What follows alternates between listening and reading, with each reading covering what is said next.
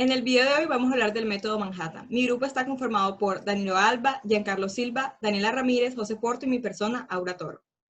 En la geometría que nos enseñó el gran matemático griego, que es la que aprendimos en los primeros años de la escuela, la distancia entre dos puntos se mide como la longitud del segmento que los une.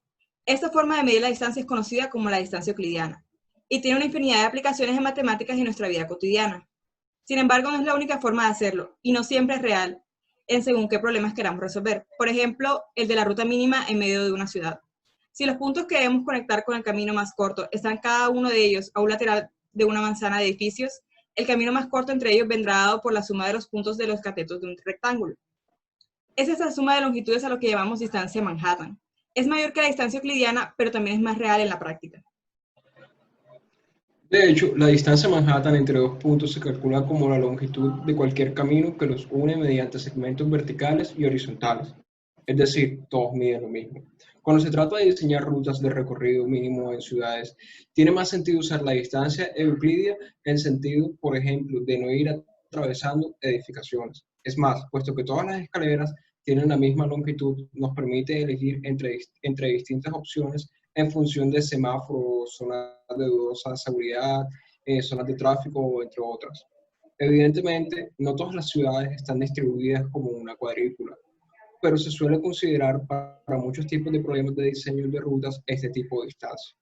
Y también, como no, en el diseño de circuitos ortogonales en los que predominan las conexiones en vertical y horizontal, o en el de un plano de metro. Pongamos un ejemplo. Se ha tomado una imagen de un barrio sacada de Google Maps y he marcado dos puntos en dos de las calles. Aunque sobre el papel podríamos unirlos con una línea recta, es evidente que en realidad no podríamos recorrer ese camino, por lo que tendríamos que ir recorriendo las calles según el propio mapa. En la imagen podemos ver dos de esos caminos posibles, uno verde y otro azul. De hecho, estos dos caminos son mínimos, en el sentido de que ambos tienen longitud mínima. En esta manera de calcular la distancia, esta manera de medir distancia se denomina distancia Manhattan. Y de forma general nos dice cuál es la distancia entre dos puntos en una cuadrícula de calles, que vendrían siendo las líneas rectas, y edificios, que son los cuadrados rodeados por las líneas rectas. El tipo de ciudad. El nombre de Manhattan es precisamente por el diseño en forma de cuadrícula que tienen la mayoría de sus calles. Bueno, matemáticamente, si tomamos dos puntos P y Q en una cuadrícula con coordenadas P igual P1, P2 y Q igual Q1, Q2, la distancia Manhattan entre dichos puntos es la suma de los valores absolutos de las diferencias entre las coordenadas. Es decir, distancia P, Q igual valor absoluto de Q1 menos P1 más Q2 menos P2.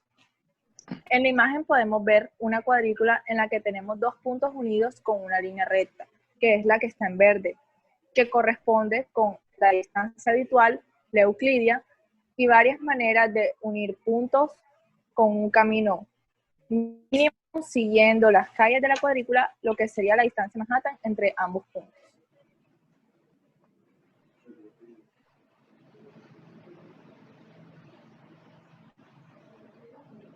A continuación presentamos un caso sencillo de geometría no euclidiana sobre un plano con una métrica distinta a la que utilizamos habitualmente.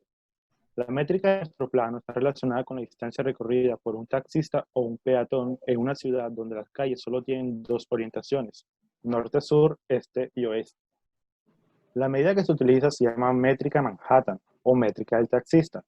En ella la consideramos que las cuadrículas están formadas por cuadros y la trayectoria debe ser siempre una línea recta. El taxista medirá la distancia entre los puntos A y B, contando el número de manzanas que ha de recorrer para ir de un punto a otro.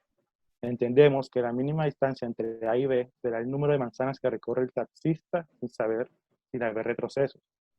En la figura de la distancia mínima que tiene que recorrer un peatón es de 13 manzanas, 6 en horizontal y 7 en vertical. Por tanto, 13 unidades es la distancia mínima. Pero se pueden hacer diferentes trayectos entre A y B con esa distancia. De hecho, los cuadros recorridos de la figura tienen la misma distancia, 13 unidades. Mientras que la línea recta, que no es ningún recorrido posible, tendría una distancia de la raíz de 7 al cuadrado más 6 al cuadrado, que da igual a la distancia, que es 9.2. Muchas gracias. Resolveremos algunos ejercicios de nuestra sesión sincrónica.